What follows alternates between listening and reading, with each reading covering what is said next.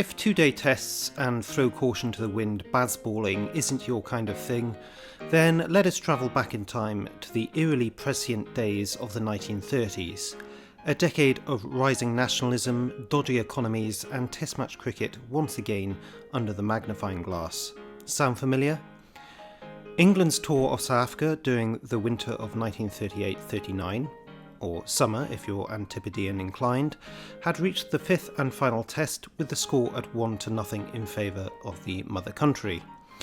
As was tradition, the final test was given the status of timeless, so that in the event of a tied series, a result would be determined one way or another.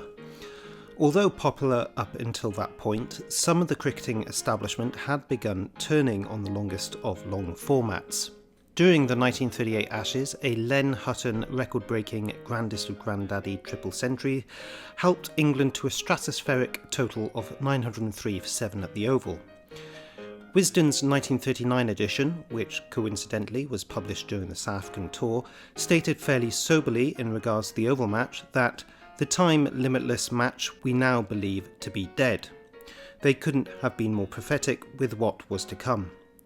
In any case, the fifth and final test went ahead as planned at Durban, and due to a combination of overnight rain on the uncovered pitch and heavy rollers, which groundsmen at the time would frequently show off as pets, would repair any slight damage done from the pitch during the previous day's play, according to one luckless bowler. South Africa had piled on 1,000 runs between their two innings during the match, leaving England chasing the best part of 700 after being bowled out for only 316 in their first innings. And with infinite days, in theory, to chase this record-breaking total on a featherbed of a pitch, the batsmen duly got to work. A reportedly tanked-up Bill Edridge blazed, or crawled, we do not have the figures for the balls faced, to a double century, ably supported by the pre-war greatness of Wally Hammond, who notched up 140.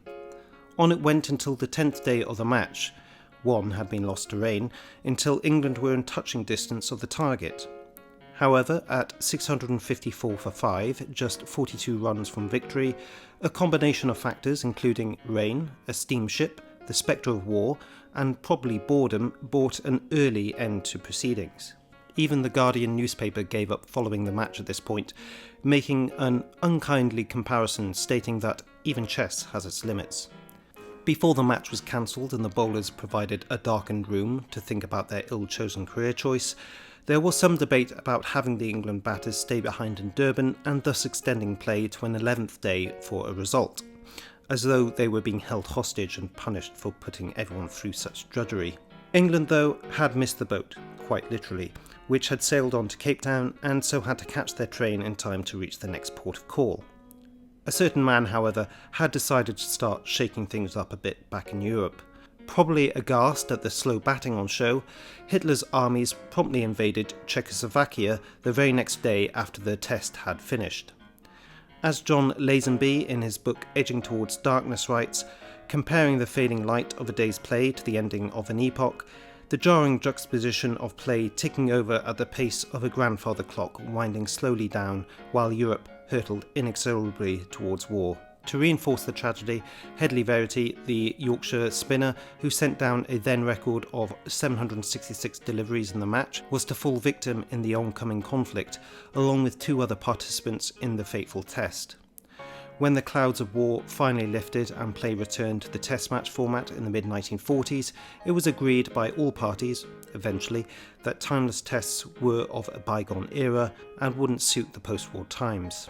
When the ICC, in their infinite wisdom, considered resurrecting the timeless test for the World Test Championship in the 21st century, the luckless South African bowler quoted earlier, Norman Gordon, who impressively was still alive, said, "I hope nobody has to go through something like that again." And so the Durban match has remained the last timeless test in existence. The summation by the Times in their match report felt apt. A match without the discipline imposed by time is null and void of all the elements, which go to make cricket the enchanting game it naturally is. Despite everything, however, a draw, sometimes thrilling, sometimes dreary, remains a legitimate result to this day, in a sport which seemingly remains at odds with the world around it.